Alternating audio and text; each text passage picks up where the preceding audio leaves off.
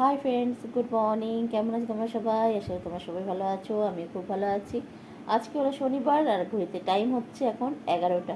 তো এখন থেকে আমি আমার ব্লগটা স্টার্ট করছি। সকালে উঠেছি অনেকক্ষণ, উঠে চাটা সবই খেয়েছি, সেগুলো তোমাদের সাথে শেয়ার করিনি। চায়ের সাথে পরোটা খেয়েছি, আর এখন করছি মুড়ি খাবার। এখন খাবো মুড়ি, মানে খেতে করতে 11:30 12টা টিফিন খাই। আর তারপর রান্না চাপাবো, এই তো। আর ছেলে গেছে টিফিন খাবো 12:30, তারপর বসাবো রান্নাবান্না করতে করতেই বেজে যাবে 2টো 2:30। তারপরে খাবো দুপুরে খাবার। তো বে টাইম আমাদের হয়ে যায়, কেন যায় না। কিন্তু উঠেছি অনেক সকালে আজকে, আজ উঠেছি 6:40-এ উঠেছি। আর ছেলে খেলতে যেহেতু যাবে, আর ছেলে গেছে খেলতে। ছেলে গেছে কলকাতাতে খেলতে, টাইল দিতে আর কি, মানে কোনো ক্লাবের হয়ে খেলবে, সেই জন্য গেছে টাইল দিতে। তো এই তো সেই জন্য উঠতেই হয়েছে আমাকে। আর শরীরটা না কেমন একটা করছে, মানে শীতের আমেজ একটা হঠাৎ করে পড়ে গেছে। যে শীতকালে একটা হয় না, গাগুলো টান ধরে, টেনে টেনে আসে, সেই জিনিসটা এসে গেছে। গাগুলো মানে টান ধরছে, মনে মনে হচ্ছে ক্রিম মাখি। কিন্তু মানে এখন তো রান্না করবে, এখন ক্রিম মেখে থাকা যাবে না, সেই আর কি। তো আজকে হচ্ছে জগদ্ধাত্রী পুজো তো আরম্ভ হয়ে গেছে, তবে আমাদের এখানে জগদ্ধাত্রী পুজো হবে কালকে। তো আজ রাতে আসবে ঠাকুর, তার জন্য আমাদের এখানে লাইট লাগাচ্ছে। এখন সেই জানলাতে দেখছিলাম, তাই ভাবলাম তোমার সঙ্গে শেয়ার করব।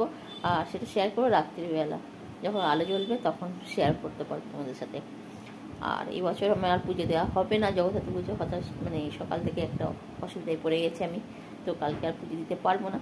তো মনটা খারাপ, ওই জন্যই আরও বেশি খারাপ হয়ে আছে যে আমি কোনো পুজো দিতে পারবো না। বছরে একটা দিন অপেক্ষা করে থাকি, কখন মানে দুর্গা পুজো পর কালী পুজো, তারপরে এই জগদ্ধাত্রী পুজো, যেহেতু আমাদের মানে আমার বাড়ি একটা বাড়ি পরেই হয়, মানে আমাদের মানে আমি পুজোর সাথে সম্পূর্ণভাবে থাকিও। তো পুষ্পাঞ্জলি দিতে পারবো না কালকে। তো এটা মন খারাপ লাগছে। সবাই জিজ্ঞাসা করবে, সবাই যখন যাবে যে কী করে তুমি যাবে না, তখন একটা বলতে একটা কেমন লাগে না। তো কী করা যাবে, কিছু করার নেই। তবে হ্যাঁ, সিঁদুর খেলতে যাব, এটা মানে আমি মনে মনে একটা আশ্বস্ত করে রেখেছি। পুজো দিতে পারবো না, তো সিঁদুর খেলতে যাব আমি। ওইটা মানে ঠাকুরকে তো ছুঁতে তো পারবো মন থেকে, এই আর কি। তো চলো দেখতে থাকো সারাদিন আজ ভিডিওটা, কী করছি না করছি সব কিছু তোমার সঙ্গে শেয়ার করবো। চলো।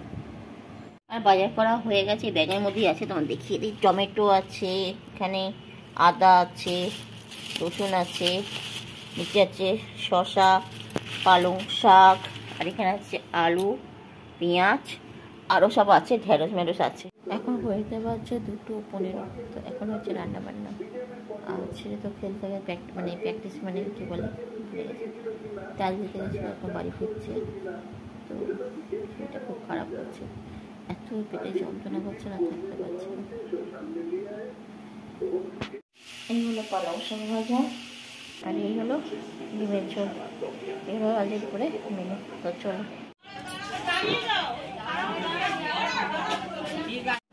গুড ইভিনিং বন্ধুরা, এখন হয়েছে পারছে 5:30। তো আমি এখন চলে এসেছি চুলে স্প্রে করবো বলে। আর এটা অ্যালসের হেয়ার স্প্রে। আর ভাবছি এটা কেন, এটা আমার সাথে কাণ্ড ঘটেছে। সব কিছু ব্যাপারে আমার সাথে কাণ্ড ঘটে, সেটা আমি ক্যামেরাতে দেখাই না আর বলিও না। কিন্তু আজকে আমি দেখে ভাবলাম যে তোমার সাথে একটা কথা বলি। আমি অ্যালসের যে হেয়ার গ্রো এটা ইনভেন্টটা কিনেছিলাম, সেটা যেটা যেভাবে আসে, সেটা এইভাবে স্প্রে করতে গিয়ে সেটা ভেঙে গেছে। এটা ভাগ্যিস আমার কাছে স্প্রে বোতলটা ছিল, সেই লিকুইডটা এর মধ্যে ফেলে আমি এখন এই চুলের গোড়ায় গোড়ায় স্প্রে করব। ঠিক আছে, এই চুলের গোড়ায় গোড়ায় স্প্রে করি।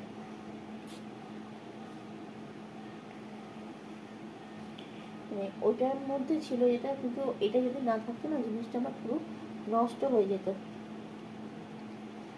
সবে কিনে আনা হয়েছে, মানে বিকেল 4টার সময় নিয়ে এসছে। তারপরে এটা খুলতে গেলাম, খুলতে গিয়ে পুরো ভেঙে গেল। তো ভেঙে গেছে যে আমি বলে আমার ছেলেকে দেখালাম, যেটা ঠিক করে দিত। উনি আবার এমন ঠিক করতে গেলেন যে পুরো আমার জিনিসটা ভেঙে আরো বেশি দিল।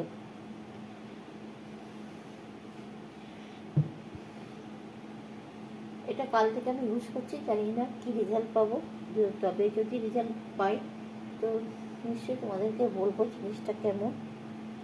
ঠিক আছে, অনেকেই এটা ব্যবহার করেছো, জানি না, তাতে আমি কারণ ভিডিও দেখে তাদের প্রোডাক্ট কিনি না, যেহেতু মানে এটা আমার বোন ব্যবহার করেছে আর ব্যবহার করে বোনই মানে এইসব জিনিস বিক্রি করে, তাই বোনের কাছ থেকে নিলাম।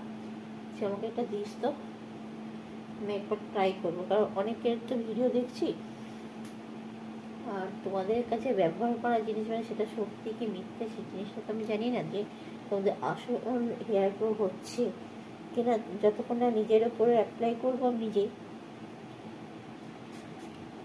ততদিন তো আমি সেটাকে বিশ্বাস করি না। মানে এটা কিন্তু আমার একটা ছোটোবেলার একটা মানে কি বলবো, এটা আমার ছোটোবেলা থেকেই মানে এটা একটা আমার নিয়মের মধ্যে পড়ে গেছে। কারণ ছোটোবেলায় আমি একটা মানে বিবেকানন্দের গল্প পড়েছিলাম অনেক ছোটোবেলায়।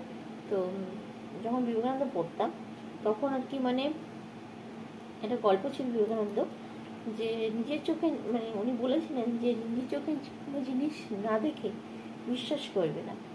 গল্পটা কি ছিল, ভূতের গল্পটা কি ছিল, ওকে সবাই বলছে ওই বাড়িতে ভূত আছে বা ব্রহ্মদত্তি আছে, তা বিলে সেটা মানে যে গল্পটা পড়েছি বিবেকানন্দ সেটা বিশ্বাস করেনি। তখন সবাইকে বলছে তুই ভুলভাল বলছিস। তখন ওকে সবাই হেয় করছে, তুই কেন বিশ্বাস করছিস না, তুই তোরা যে চোখে দেখেছিস যে ওই বাড়িতে ব্রহ্মদত্তি আছে। তখন বলছে না, নিজের চোখে দেখিনি, সবাই গল্প বলছে তাই বলছে তোকে। তখন বিবেকানন্দ একটা কথা বলেছিল যে নিজের চোখে না দেখলে কোনো জিনিস বিশ্বাস করবে না। তেমনি আমি ছোটো থেকে মানি, তাই আমি এটাকেও আমি মানে অ্যাপ্লাই করছি নিজের ওপর। দেখি যদি আমার হেয়ার গ্রো হয় বা চুলটা লম্বা হয়, হেয়ার ফল না করে, তাহলে জানবো যে না এটা ঠিকঠাক প্রোডাক্ট। মানে এই জিনিসটা দেখাচ্ছি বা ভেবে না, কারণ আসল জিনিসটা তো ভেঙে গেছে, যেটা ফেলেও দিয়েছি। আর দেখি মানে জিনিসটা তো আসল, মানে বোতলটা আলাদা হতে পারে কিন্তু জিনিসটা তো আসল, তো সেই জন্যই আমি একটু ট্রাই করে দেখছি। এই হলো ব্যাপার। তো চলো পরে তোমার সঙ্গে দেখা করছি, চুলে ম্যাসেজ ট্যাসেজগুলো করে নিই তারপর, ঠিক আছে? তো আমাদের চা খাওয়া হয়ে গেছে, এবার এখানে অনুষ্ঠান শুরু হয়ে গেছে। আর কোনো কথা বলতে পারবো না, কিছু শুনতেও পারবো না। তোমরা শুনতে পাচ্ছ নাকি আমি জানি না, আমার গলা খুব আস্তে হয়ে গেছে, এদের গলা জোর হয়ে গেছে যেহেতু, সেই জন্য আমি আর ভিডিও এখন বানাতে পারবো না। শুধু এখন দেখতে থাকো কী করছি না করছি, তারপরে তোমাদের ওই ভয়েস মেসেজ দিতে হবে আমাকে, আর কিছু করার নেই, ঠিক আছে? তো দেখতে থাকো। আর এখন বোধহয় মহিলাদের এই বাতি জ্বালানোর প্রতিযোগিতা হবে, তো চলো দেখতে যাবো একটু পরে। তো দেখি নাম দিতে পারলে দেবো, না দিতে পারলে দেবো না, ভালো লাগলে দেবো, নাহলে যাবো একটু দেখতে। তো চলো দেখতে থাকো, যদি করি তো দেখতে পাবে, আর যদি না করি তো ব্যাস এইটুকু। চলো। বাইরে অনুষ্ঠান দেখে আসার পর রুটি করতে আর ইচ্ছে করছিল, তাই ভাবলাম যে এগরোল করি। তো 6টা এগরোল করেছিল, আমার দুটো, তোমার দাদাভাই দুটো, ছেলে দুটো। তো খেতে খুব সুন্দর হয়েছিল, দুর্দান্ত হয়েছিল। চলো খেতে খেতে তোমার সাথে শুভরাত্রি বলি। টাটা, শুভরাত্রি, ভালো থাকবে সবাই।